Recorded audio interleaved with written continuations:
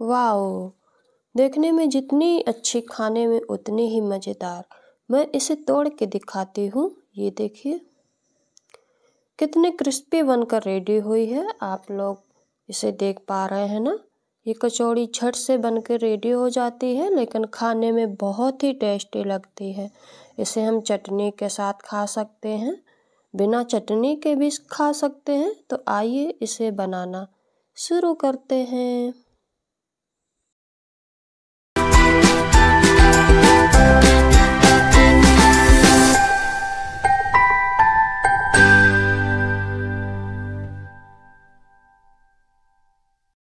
इसे बनाने के लिए मैंने कुछ चीज़ें ली हुई है। यहाँ पर मैंने 1 कप मटर लिया हुआ है। ये मैंने मटर छील के ली हुई है, फ्रेश मटर है। इसको हम मिक्सी जार में डाल लेंगे और इस मटर को हमको पीसना है। बहुत ज़्यादा महीन नहीं पीसना है, जिस तरीके से मैंने पीस के बताया है बस उसी तरीके से आपको पीसना है। मैंने यहाँ अदरक का भी यूज किया है, थोड़ा सा अदरक लिया है। मैं उसको छोटे छोटे काट लेती हूँ ताकि ये आसानी से पीस जाए। और मैंने यहाँ पर लहसुन की कुछ लीव्स ली हुई है और मिर्ची ली हुई है। इस तीनों चीज़ों को हम अच्छे से पीस लेंगे। देखिए इस तरीके से हमको पीसना है। इससे ज़्यादा हमको नहीं पीसना है, ये हल्का दरदरा रहेगा, तभी हमारी कचौड़ी का स्वाद बहुत ही अच्छा आएगा। इस तरीके से आप पीस लीजिएगा। उसके बाद हम चलते हैं कढ़ाई की तरफ। मैंने कढ़ाई में थोड़ा सा ऑयल डाला है, 2 से 3 चम्मच। जो मैंने मटर को पीस के रखा है ना, उसको हम थोड़ा सा इसमें फ्राई करेंगे, हल्का सा रोस्ट करेंगे। हमारा ऑयल गर्म हो गया है। अब हम इसमें जीरा डालेंगे। बहुत सारी चीज़ों का यूज मैंने इसमें नहीं किया है, बस सिंपल तरीके से बनाया है। बस उसके बाद जो मैंने मटर पीस के रखा था उसमें ये डाल देंगे और इसको अच्छे से फ्राई कर लेंगे। देख पा रहे हैं आप, इस तरीके से ये हल्का सा ड्राई हो जाएगा, जिससे क्या होगा कि हमारी कचौड़ियाँ एकदम परफेक्ट बनेंगी, फटेंगी नहीं। इस तरीके से आप इसको रोस्ट करेंगे। इसमें मैंने बहुत मसालों का यूज नहीं किया है, बस सिंपल तरीके से बनाया है, लेकिन फिर भी इसका स्वाद खाने में बहुत ही टेस्ट अच्छा आता है। इसी तरीके से चलाते हुए हम इसको ड्राई कर लेंगे। बस स्वाद के लिए इसमें मैंने थोड़ा सा नमक ऐड किया है।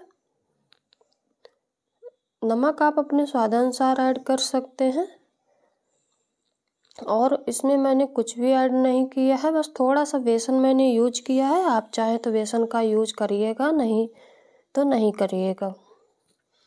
बेसन कंपलसरी नहीं है, लेकिन मैंने थोड़ा सा इसमें यूज किया है। इस तरीके से मिलाते हुए हम इसका बैटर तैयार कर लेंगे। ये हमारी कचौड़ी की स्टफिंग है, ये अच्छे से बन के रेडी हो जाएगी। थोड़ी ही देर में आप देखेंगे एकदम ड्राई हो जाएगी।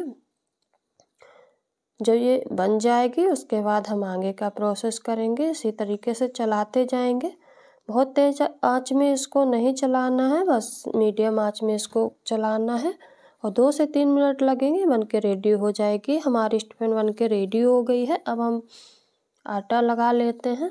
ये देखिए मैंने जितना ही गेहूं का आटा लिया है उतना ही मैंने मैदा ली हुई है। अब हम इसमें कुछ चीज़ें डालेंगे, जिसमें से मैंने अजवाइन ली है, उसको इस तरीके से मीच के डालेंगे।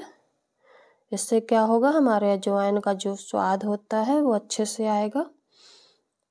अब हम इसमें स्वाद के लिए थोड़ा सा नमक ऐड करेंगे और थोड़ा सा ही इसमें ऑयल जाएगा। ऑयल से क्या होगा, हमारी कचौड़ियाँ क्रिस्पी बनेंगी, करारी बनेंगी और एकदम खस्ते की जैसी बनेगी, खस्ता कचौड़ी की तरह। ऑयल मैंने डाल दिया है। अब दोनों हाथों से इसको इस तरीके से मिक्स कर लेंगे। दोनों हाथों से रब करते हुए इसको अच्छे से मिक्स करेंगे। एक भी इसमें लम्स नहीं रहने चाहिए, ताकि हमारे ऑयल, नमक, अजवाइन अच्छे से आटे में मिक्स हो जाए। उसके बाद हम अपना डो लगाएंगे। इसको अच्छे से दोनों हाथों से मसल के मिक्स करना है। उसके बाद हम इसको मुट्ठी में लेके लड्डू की तरह बना के देखेंगे। अगर ये अच्छे से बन रहा है, इसका मतलब हमारा मोयन परफेक्ट लगा है। बस इसी तरह से करते जाएंगे। ये देखिए हमारा एकदम मिक्सचर तैयार हो गया है आटे का।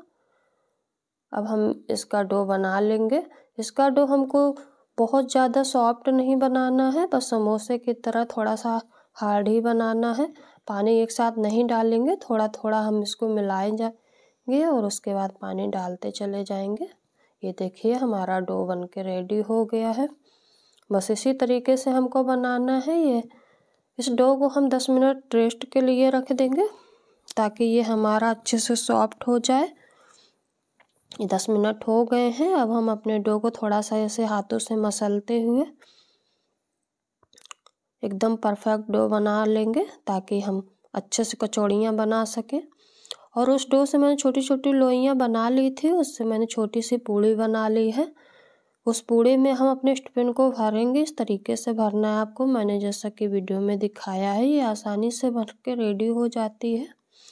इसमें बहुत ज़्यादा मेहनत नहीं लगती है और ये बहुत जल्दी बन जाती है। बस इसी तरीके से हाथों से हमको भरना है और एक्स्ट्रा जो आटा है उसका निकाल देना है। और इस तरीके से हाथों को दबाते हुए इसको थोड़ा सा बड़ा कर लेना है। बहुत ज़्यादा इसको फैलाना नहीं है, बस हल्का सा इसी तरीके से दबाना है। इससे हमारे स्टफिंग अच्छे से भर के रेडी हो जाएगी, ये बाहर नहीं निकलती है। बस इस तरीके से ये हमारा एक भर के रेडी हो गया है। इसी तरीके से हम दूसरे को भी बना लेते हैं और आपको दिखाते हैं। ये देखिए बस इसी तरीके से झट से बन जाती है। बाकी के हम इसी तरीके से बना लेंगे अपनी। उसके बाद हम इसको फ्राई करेंगे। ये देखिए इस तरीके से बनता है।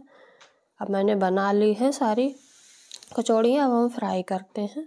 ये देखिए मैंने गैस पे कढ़ाई रखी है, उस पर ऑयल डाला है। हमको बहुत तेज़ आंच में इसको फ्राई नहीं करना है, बस धीमी आंच में फ्राई करना है। तेज़ आंच में करेंगे तो ये क्रिस्पी करारी कचौड़ियाँ बन के रेडी नहीं होंगी। धीमी आंच में करेंगे तो समोसे की तरह क्रिस्पी करारी कचौड़ियाँ बन के रेडी होंगी।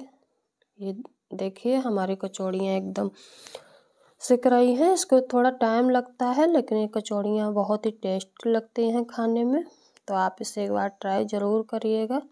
ये देखिए हल्का हल्का ब्राउन हो रही है। जब ये पूरी तरह से सिक जाएंगी तब हम इसमें बाकी की अपनी कचौड़ियाँ डालेंगे। इन कचौड़ियों का स्वाद बहुत ही अच्छा लगता है और इसमें बहुत सारी चीज़ें यूज नहीं होती हैं। ये देखिए हमारी कचौड़ियाँ सिक गई हैं। अब हम इसको निकाल लेते हैं प्लेट में और अपने दूसरी कचौड़ियों को भी इसी तरीके से सेक लेते हैं। ये देखिए एकदम फूली हैं, गरम गरम एकदम फूल के रेडी हुई है। इन कचौड़ियों को आप ऐसे ही खा सकते हैं और चटनी के साथ खाने में इसका स्वाद कुछ अलग ही आता है, बहुत ही टेस्टी लगती है। ये देखिए हमारी कचौड़ियाँ एकदम परफेक्ट बन के रेडी हो गई हैं, तो आप इसे ट्राई ज़रूर करिएगा।